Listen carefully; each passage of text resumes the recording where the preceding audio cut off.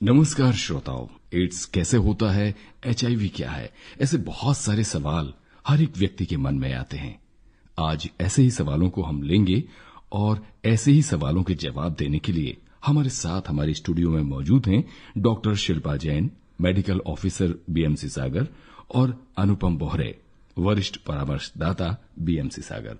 हम स्टूडियो में आप दोनों का बहुत बहुत स्वागत करते हैं। Thank you. सबसे पहले सवाल तो यही आता है कि एड्स है क्या, कैसे होता है ये? देखिए, एड्स एक बीमारी का समूह है जो कि एचआईवी के इन्फेक्शन के द्वारा होता है। एचआईवी एक ह्यूमन इम्यूनोडेफिशिएंसी वायरस है जो अगर शरीर में आ जाता है तो उसके कारण एचआईवी इन्फेक्शन होता है। पर एचआईवी का इन्फेक्शन हो जाना मात्र एड्स हो जाना नहीं होता। एड्स कब होता है? जब एचआईवी इन्फेक्शन एक एडवांस स्टेज में पहुंच जाता है, तब एड्स होता है। जी, बहुत ही बढ़िया तरीके से आपने बताया। अनुपम जी, हम आपसे जानना चाहेंगे कि एचआईवी कैसे होता है? जैसे मैम ने बताया कि एचआईवी एक वायरस है। ये वायरस केवल और केवल 4 तरीकों से ही एक व्यक्ति से दूसरे व्यक्ति में जा सकता है। जी।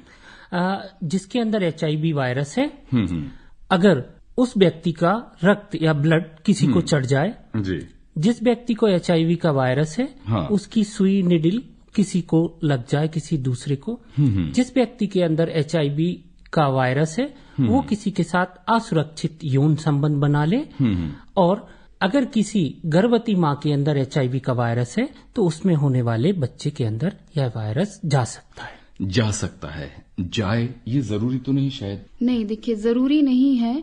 अगर ये गर्भवती माँ है और अगर एएनसी क्लिनिक्स पे उसकी जांच हो जाती है, रजिस्टर हमारे यहाँ टाइमली हो जाती है, अपनी प्रॉपर मेडिसिन पे रहती है, तो ये बिल्कुल जरूरी नहीं कि माँ से बच्चे में ये रोग जाएगा। और डिलीवरी के बाद बच्चे को भी कुछ दवाइयाँ मिलती हैं, आवश्यक दवाइयाँ, जो 72 घंटे के अंदर देनी रहती हैं, तो उससे बच्चा प्रोटेक्टेड रहता है। जी, बहुत ही बढ़िया बात है ये। यानी एक गर्भस्थ शिशु को हम बचा भी सकते हैं एचआईवी से। अच्छा अनुपम जी, हम ये जानना चाहेंगे कि एचआईवी कैसे नहीं होता, पहली बात तो ये। दूसरा सवाल ये होता है कि एड्स या एचआईवी का वायरस हवा में, किसी मान लीजिए सुई में है, तो वो कितनी देर तक बाहर जीवित रहता है और उसका कितनी देर तक असर हो सकता है? जी, ये बहुत अच्छा प्रश्न आपने पूछा। मैं एक बात बता दूं आपको, बहुत सारे लोग शायद कहते हैं कि जैसे पानी बतासा है, उसमें फुल्की वाले की उंगली कटी हुई थी और उसने जितने लोगों ने फुल्की खाई उनको हो गया। तो ये केवल भ्रांतियां हैं। साथ रहने से, बात करने से, छूने से, एक ही लैट्रिन शौचालय में जाने से, मोबाइल के उपयोग से एचआईवी एक दूसरे में नहीं जाता। ये केवल एक भ्रांतियां हैं। और जैसे कि आपने पूछा कि अगर एचआईवी का वायरस ब्लड में है तो वो बहुत जल्दी ही नष्ट हो जाता है अगर उसको पर्याप्त वातावरण ना मिले। ड्राई होने पर वो खत्म हो जाता है। होल ब्लड अगर निडिल है, उस ब्लड के साथ वो है, तो वो कुछ समय ज्यादा जीवित रह सकता है। लेकिन बहुत सारी भ्रांतियां इसके बारे में है कि मच्छर के काटने से, बात करने से, छूने से, किस करने से ये एक दूसरे में वायरस नहीं जाता। बड़े ही बखूबी तरीके से अनुपम जी श्रोताओं में बता रहे हैं कि एचआईवी कैसे नहीं हो सकता है। मैम, ये जानना चाहेंगे आपसे कि लोगों के मन में ये डर भी रहता है कि अगर किसी को एड्स हो गया या एचआईवी हो गया तो सारी बीमारियां, दुनिया की जितनी भी बीमारियां हैं, वो उसको लग जाएंगी, और अगर एक बार लग जाती हैं तो वो फिर ठीक होना नामुमकिन हो जाता है। ये कहां तक सच है? देखिए, ऐसा बिल्कुल सही नहीं है। बीमारियां होती हैं, ये तो है, क्योंकि एचआईवी वायरस हमारे इम्यून सेल्स को नष्ट करता है, और ये सेल्स जो होते हैं ये वायरस और बैक्टीरिया जो अदर इन्फेक्शंस है उनसे लड़ते हैं और उनको हमारे शरीर में होने नहीं देते। पर जब ये सेल नष्ट हो जाते हैं तो इम्यून सिस्टम वीक हो जाता है, जिससे कि काफी सारे इन्फेक्शन को एक चांस मिल जाता है, जिसको कि अपॉर्चुनिटी कहते हैं, और उस लैंग्वेज में ये कि अपॉर्चुनिस्टिक इन्फेक्शन है, तो उनको एक अवसर मिल जाता है कि बॉडी को इन्फेक्ट कर सकते हैं। मोस्ट कॉमनली होता है इसमें इन्फेक्शन ट्यूबरक्लोसिस का। तो काफी सारे एचआईवी पेशेंट हैं जिनको टीबी होता है, पर इसका प्रॉपर इलाज लेने से ये ठीक भी हो जाता है। जी, बहुत ही बढ़िया है कि अगर हम इलाज इसका लेते हैं तो ये ठीक भी किया जा सकता है।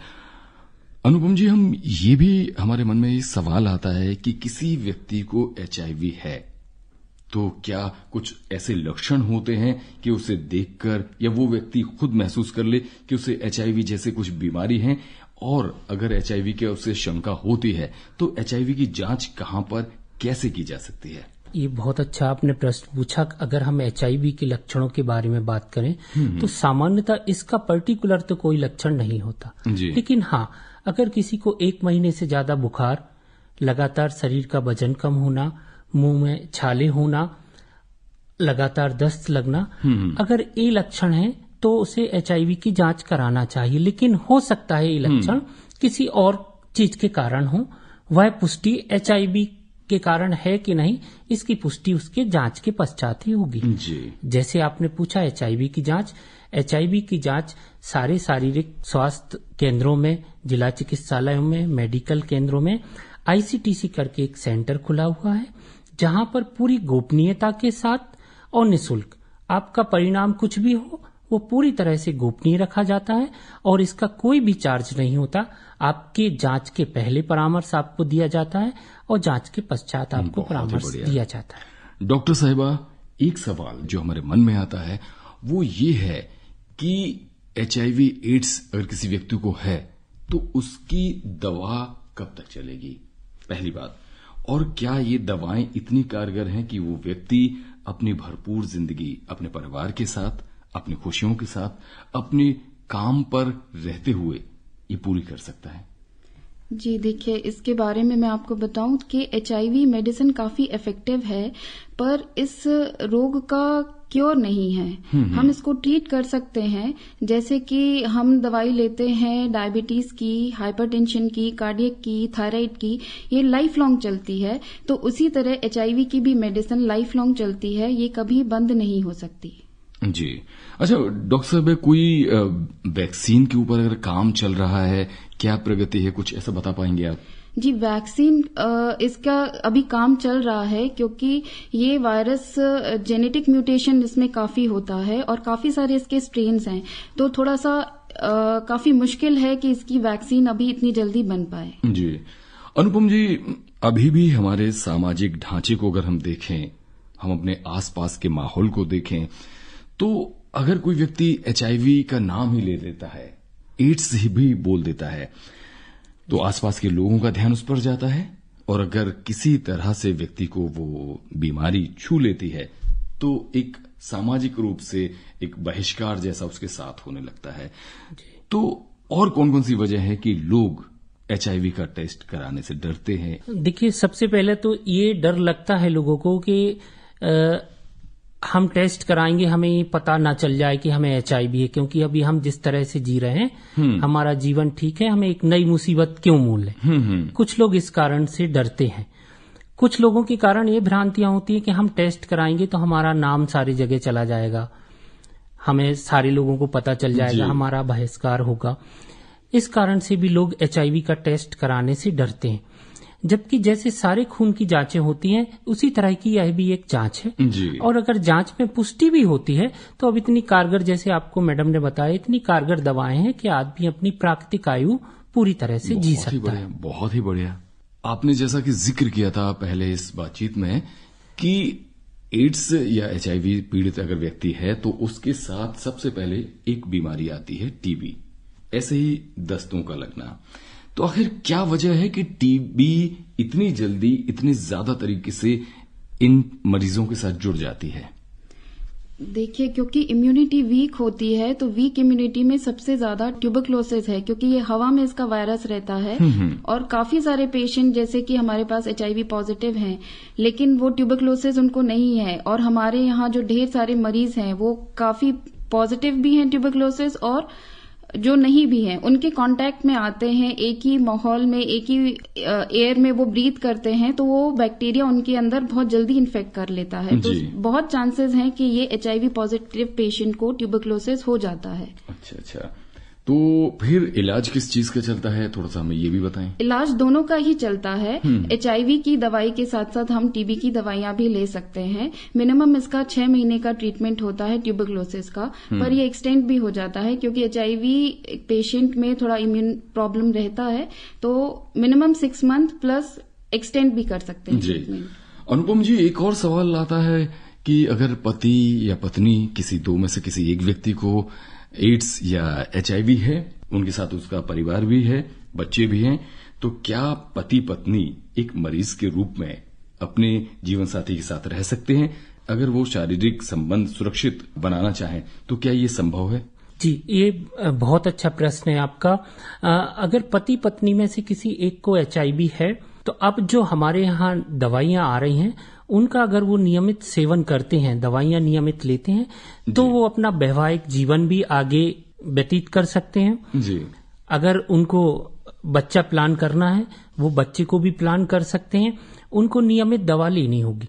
नियमित दवा लेने से लगभग 95% चांसेस कम हो जाते हैं सेक्स रूट से एक से दूसरे व्यक्ति में HIV जाने के। बहुत ही बढ़िया। इसीलिए हम लोगों का भी ये प्रयास होता है कि जो हमारे यहाँ जो दवा लेने वाले लोग हैं वो बिल्कुल नियमित दवाओं का सेवन करते रहें और उनका वायरल लोड हम सप्रेस्ड रखें। जी। तो मैं यही कहना चाहूंगा कि वो दोनों लोग एक अच्छा जीवन जी सकते हैं, वो साथ में रह सकते हैं, परिवार के साथ में, समाज के साथ। चलते चलते कोई ऐसा संदेश डॉक्टर साहिबा जो आप हमारे श्रोताओं को देना चाहें? अनुपम जी, आप भी कोई ऐसी बात जो हमारे श्रोताओं से कहनी चाहें तो जरूर बताएं। जी, मैं विशेष रूप से अपनी महिलाओं श्रोताओं से कहना चाहूंगी कि अगर कोई अंदरूनी या गुप्त रोग के लक्षण है तो उसे आप दिखाने में शर्माएं नहीं, तत्काल इसका उपचार लें। जी। मैं विशेष रूप से युवा पीढ़ी से कहना चाहूंगा कि हर चीज के लिए एक उम्र होती है, वह संयम रखें और अगर उनको कोई ऐसी लक्षण है या डिसीज उनको लगता है कि उन्हें HIV की जांच कराना चाहिए तो वो HIV की जांच कराएं और सभी तरह की नशे से कोशिश करें कि वो दूर रहे। तो श्रोताओं, ये थी एक छोटी सी मुलाकात doctor Shilpa Jain, medical officer BMC सागर, और अनुपम बोहरे, वरिष्ठ परामर्शदाता BMC सागर से। ये मुलाकात, ये बातचीत आपको कैसी लगी हमें जरूर बताएं। डॉक्टर शिल्पा जैन और अनुपम बोहरे जी, आप हमारी स्टूडियो आए, आपने एड्स और HIV पर बहुत उम्दा और बहुत ही अच्छी जानकारी दी। आप दोनों को बहुत बहुत धन्यवाद। Thank you. धन्यवाद।